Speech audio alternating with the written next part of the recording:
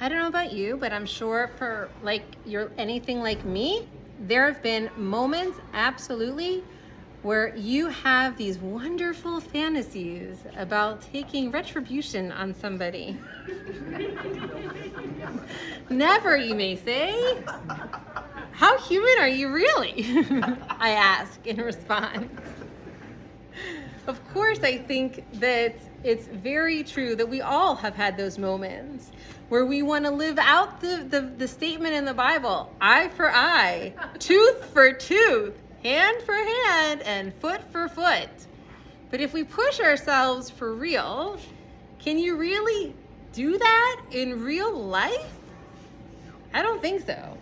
In fact, I think if we were to live in a society that was hand for hand and foot for foot, we'd run into a big problem. You can imagine just a few of them. I'll list them in case you were curious. Sadia Gaon, living around the year 1000, makes a good point. Let's say an accident happens and you eliminate one third of one person's vision. How are you able to then be re-injured to guarantee that you're going to lose only 1/3 of your vision? It's a challenge. Can only imagine. Or another challenge, let's say you are successful at committing the revenge. And then there's the revenge on the revenge. And then the revenge on the revenge on the revenge. And you can see this cycle can go on and on and on. And we end up in a cycle of violence. In truth, the Bible, actually being the radical text that it was, took hand for hand, eye for eye, foot for foot, straight out of Hammurabi's code, if you've ever heard of that legal piece of brilliancy that Hammurabi left for all of us. And that code, part of the enjoyment of that code was to say that if you were a certain class, upper class, it was I for a certain amount of money. If you were an artisan or a soldier, it was I for a lesser amount of money. And if you were general peasantry, well, in that case, it was eye for eye. What the Bible did radically was say, no, the wealthy and the less than wealthy are going to be treated as equal. We kind of missed that. They collapsed the hierarchy and said we're all treated as equal. But I want you to push you even more, and I think that this is what really impresses me about the Bible. The truth is, we all have moments where we want to do horrible things to another person because we ourselves see ourselves as a victim, or we experience some sort of a trauma, or we're in pain and we want to equalize that pain to others around us. In case you're curious what I'm referring to, I don't know if you saw it, but the Israeli government shared some of the health consequences that the hostages experienced. You can imagine what some of those were. A 13-year-old needing an abortion, and 67 different samples were found within another woman. 67.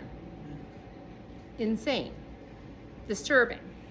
And we wonder, what does that mean?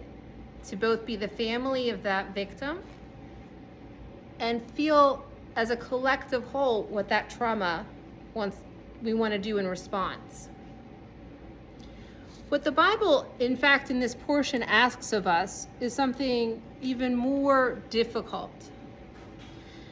That if you see your enemy's donkey lost in a field, you ready for this one? You have to return it. If you see your enemy's donkey suffering under the weight of whatever it's got, you're supposed to help it. How easy is that to actually do? How hard is it to actually want to help your enemy and not want to have a Schadenfreude moment where you're literally celebrating their suffering? I think the truth is, if we were to admit our true humanity, Schadenfreude moments sound pretty good to me. And yet, that's not what our text teaches us. Our text says, eye for eye for everybody. But really, it's a monetary thing. Our text teaches us even further. When it's your enemy, still, even more so, do the right thing, even when you don't want to. It's easy to say, justice, justice shall you pursue. It's hard to pursue that justice. It's easy to say, depart from evil and do what is good. Another pithy verse from Psalms. It's very hard to turn around and do what's good. Departing from evil asks us to wrestle with our own emotions, to really deal with the pain of going through that trauma, so that we're able to heal ourselves and not turn around and inflict it onto somebody else. That takes work. That takes bravery and vulnerability.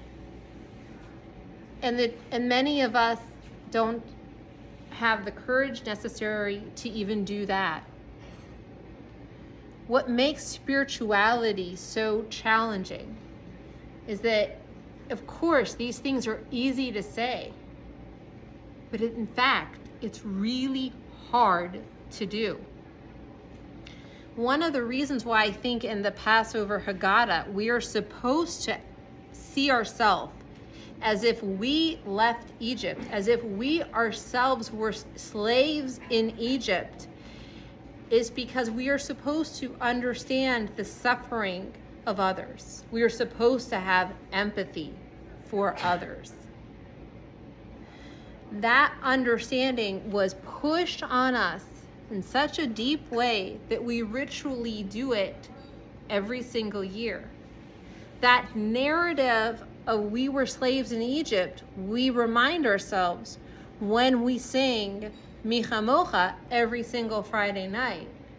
And the truth is, we have to remind ourselves of all of these things because it's so easy to see your enemy's donkey and look at it with a smile. It's so easy to not want to go and help somebody who you know is about to hurt you, or who in fact already hurt you. The hard part is saying, I won't hurt you back. The hardest part is doing so genuinely and with love in your heart. I think that is the challenge that we have